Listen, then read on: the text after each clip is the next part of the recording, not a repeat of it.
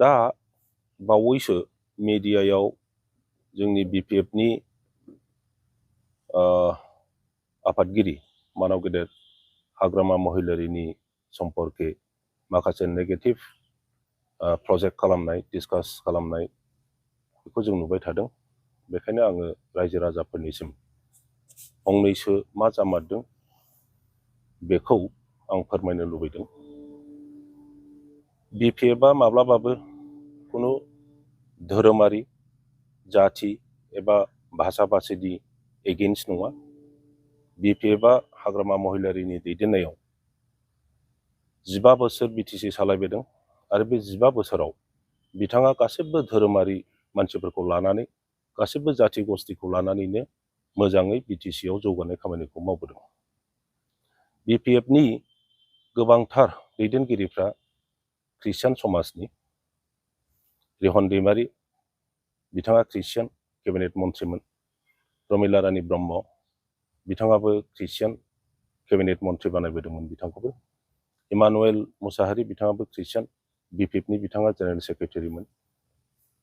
माजेन नार्जारी बिथाङाबो Christian BPFनि MLA मोन। रेवरिया नार्जिनारी बिथाङाबो ख्रिस्टियान बिथाङाबो BPFनिफ्रायनो EM मोन आरो BTCनि स्पिकारमोन। जेम्स बसुमतारी बिथाङाबो ख्रिस्टियान बिथाङाबो BTCनि BPFनिफ्राय EM मोन।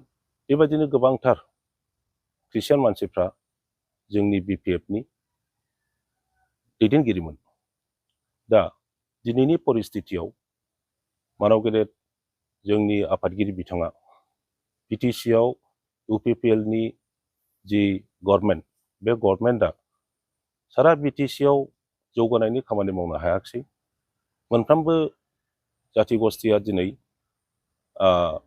गोसोआव जोबोद दुखु मोनदों, निरास्था जादों जे 2 बोसोर जानो थांगासिनो दङ बे सरकारा, नाथाय BTCआव मोनसेबो जौगालु खामानि नुनो मोनाखिसै। बेखायनो BPFनिफ्राय आरो स्पेसियेलि जोंनि आफादगिरि बिथाङा बे सरकारखौ सोलायनानै बोरैबा BPF दैदेननाय सरकार दानो हागोन नामा बेखौ जोंनि दोलोनिफ्राय सेस्था खालामबाय थानाय जादों आरो बेखौ लानानै गोबां सावरायनाय जादों। BPFजों आरो BJPजों आगोलाव जोङो 5 बोसोर एलायन्स गभर्नमेन्ट दादों आरो बेखायनो BJPनि दैदेनगिरिफोरजों जोंहा मोजां सम्पर्क दङ। दा मानसिफ्रा बुंसोलायदों जे हाग्रामा महिलारिया RSSनि दैदेनगिरिखौ थांनानै बे रोखोम रायज्लायहैनो नाङामोन। बेयो गोदान खोथा नङा। दिनै सारा देशआव BJPआ सरकार दादों, आसामावबो BJPआनो सरकार दादों आरो BTCआवबो BJPआ UPPLजों सरकार दानानै दङ। UPPLनि दैदेनगिरि बिथांमोनहा सरकारखौ सालायनायनि बेलायाव जेब्लाबो बर' दैदेनगिरि प्रमद बर'निफ्राय आरम्भ खालामनानै बयबो BJPनि दैदेनगिरिफोरजों अखानायब्लानो रायलायो आरो RSSनि दैदेनगिरिफोरखौबो लोगो मोनफ्लायबाय थायो। दा जोंनि आफादगिरि हाग्रामा महिलारि बिथाङा RSSनि दैदेनगिरिखौ लोगो हमहैनाया बियो गिदिर खोथा नङा। बेखौ रावबो गाज्रि मोननो नाङा। जोंनि BTCनि मोजांनि थाखायनो निस्सय बिथाङा माखासे आइडिया लानानै बा मोजांनि थाखाय बिथाङा हयथ' बे खामानिखौ मावहैदों। आं दहायनो बुंखाबाय जे BPFआ खुनु धोरोमारि मानसिफोरनि एगेन्स्ट नङा, खुनु जाथि गस्थिनि एगेन्स्ट नङा। दा मा परिस्थितियाव जोङो टिभियाव नुनाय बायदि ख्रिस्टाननि सम्पर्के लिरनाय जादों बेखौ आं सानो जे BPFखौ धंस' खालामनो एबा हाग्रामा महिलारिखौ धंस' खालामनो, बिनि इमेजखौ गाज्रि खालामनो माखासे मानसिफ्रा षड़यन्त्र खालामबाय थादों। हयथ' RSSनि दैदेनगिरिफोरखौ लोगो हमनायाव सोरबा बिथांखौ धंस' खालामनो नागिरनाय मानसिया बाहागो लाफादों आरो जों बयबो BPFनि मानसिफ्रा, BPF मोजां मोनग्रा आरो दैदेनगिरिफ्रा बयबो मिथिगौ जे हाग्रामा महिलारि बिथाङा माबायदि मानसिफोरजों रायलायो, बियो अनेस्टलि रायलायो, मानसिफोरखौ बिश्वास खालामो। हयथ' बे सिटिआव सोरबाया षड़यन्त्र खालामनानै बेखौ लिरदेरना होदों आरो लिरदेरना होआखैमोनब्ला, बे षड़यन्त्र गैयामोनब्ला बे लाइजामा, हम मिनिस्टारनो होनाय लाइजामा माबोरैहाय लोगो लोगो आसामनि मिडिया मानसिफोरनि आखाइ आखाइ बोरै सौफैखो? बेनिफ्राय मोनसे प्रुफ जायो जे जाय मानसिया बेखौ लिरदेरहोदों बेहा बे कनस्पिरेसिया दंखायोमोन आरो बिपिएफखौ धंस खालामनो जोंनि गेजेरावहाय भुल बुजाबुजि लाबोनो थाखायनो बे षड़यन्त्रनि खालामनानै उद्देश्यखौ लानानैनो मिडियायाव इमिडियेटलि बेखौ सार्कुलेट खालामनानै होदों। आङो जोंनि रायजो राजाफोरनिसिम आं खावलायो बेखौ लानानै जेन' भुल बुजाबुजि जाया, जोंनि आफादगिरिनि सायाव भुल बुजिया आरो बिपिएफ पार्टिखौ भुल बुजिया। जोङो जेब्लाबो रायजो राजानि मोजांनि थाखायनो मावलांबाय थागोन। बेखौ ओरैनो मानसिफ्रासो सानदों, नाथाय जों मिथिगौ बिपिएफआव बे रोखोम डिसकासनबो जायाखै, सावरायनाय जायाखै आरो हाग्रामा महिलारिया गाव दानाय, गाव सालायबोनाय बे बिपिएफ हान्जाखौ नागारनानै गुबुन हान्जायाव थांनायनि खुनु मतलबबो गैया आरो जोंनि मिथिनायाव, जोंनि बुजिनायाव बियो बिजेपि जाया। मोनसे आरो माने क्लियार जादों, मानो लोगो हमनो मारदों आसलते बिजेपि एबा आरएसएसनि नेताफोरजों हाग्रामा महिलारिखौनो बुं, आंखौनो बुं, चन्दन ब्रह्मखौनो बुं, प्रमिला रानी ब्रह्मखौनो बुं, रिहन दैमारिखौनो बुं एबा बिपिएफनि दैदेनगिरिफोरखौनो बुं, आगोलाव एलायन्स गभर्नमेन्ट थानाय समावहाय जोंहा मोजां सम्पर्क दङमोन आरो जों जेब्लानो सुबिदा मोनो बिटिसिखौ बोरै मोजाङै सालायनो, आसामखौ बोरै मोजाङै सालायनो बिनि रायज्लायनाया जाफ्लायबाय थायोमोन।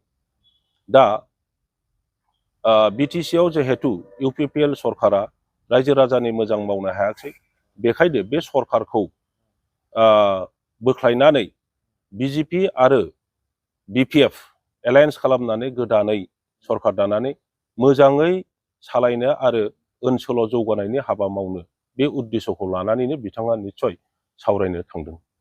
माने गरजन बिथाङा साननैसो बुंदों, थारमाने बिपिएफआ बिजेपिजों थगायजाबाय, खेबसे नङा खेबनै नङा खेबथाम नङा, माने बेयाव आरो गभर्नमेन्ट दानायनि खुनु माबाया थगायबाय थायो, नांगौबा कंग्रेसआव फैयो होनना बुंदों बिथाङा। थारैनो बिदि थगायमार जादों नामा बिपिएफआ? बिथाङा जिहेतु कंग्रेसनि सासे मावथि, बिजेपिआ थांनाय इलेक्सनाव जिहेतु जोंजों सहाय सहযোगिता होलायाखिसै, आगोलाव एलायन्स 5 बोसोर दंमोनब्लाबो थांनाय इलेक्सनाव जोंजों एलायन्स खालामाखिसै। बे खारनाव निस्सय बिथाङा बेखौनो बुंनो नागिरदों, बिजेपिआ जिहेतु बिपिएफजों गैला, बिपिएफआ बिजेपिनि खाथियाव थांबाय थानायनि जुक्ति गैया। बे खोथाखौ बिथाङा निस्सय रायजो राजानि सिगाङाव बुंनो नागिरदों। बियो जोंनि बिपिएफ दोलोनिसो इसु। दा बे इसुखौ मा खालामनाया मोजां, मा रोखोम राजनितिखौ लांनांगोन, बेखौ जोंहा दल दङ आरो बे बिपिएफ दलनि नेताफोरनि गेजेराव बेखौ सावरायलायनानै खालायगोन। दिनैनि दिनाव बिजेपि जानाय एबा कंग्रेस जानाय बिनि बिपिएफआ सावरायाखै, नाथाय जों मिथिगौ जोंनि बिटिसिआव मोजाङै जुदि जौगानायनि खामानि मावनांगौब्ला, जोंनि राजनितिखौ सास्टेन खालामनांगौब्ला जोङो बबेबा मोनसे बिग फर्स, माने बिग पलिटिकेल पार्टिजों जोङो एलायन्सआव थानांगोन एबा जों थाखागोन। दिनैनि दिनाव जों बेखौनो मिथिगौ, जिहेतु जोङो इलेक्सनाव जेनबाय, बिपिएफआ कनस्ट्राक्टिभ अपोजिशन हिसाबैनो रल लागासिनो दङ आरो बे रलखौ जोङो लालांबाय थागोन। जोंनि बुजिनायाव जिहेतु बिपिएफ नेताफोरनि गेजेराव बे रोखोम सोरबा धोरोमारि बा धोरोमनि एगेन्स्टै बिपिएफआ खुनुदिन बुंबोफेराखै, मावबोफेराखै। हाग्रामाया महिलारि बिथाङा बे 15 बोसोर बिटिसि सालायनायाव खुनु धोरोमारि मानसिफोरनि एगेन्स्टै बुङाखै बा धोरोमनि एगेन्स्टै बुंफेराखै। दिनैनि दिनाव बे रोखोम जानाया निस्सय सोरबाया षड़यन्त्र खालामदों आरो बिथांखौ मिसलिड खालामदों। हयथ' महिलारि बिथाङा बे लाइजामाव ख्रिस्टाननि एगेन्स्ट बा ख्रिस्टाननि खोथा जे लिरदों बेखौ मोजाङै हयथ' बियो मिन्थिनोबो मोनाखै आं बेखायनो बुंदों जे षड़यन्त्र खालामनानै बेखौ खालामनाय जादों, लिरनाय जादों।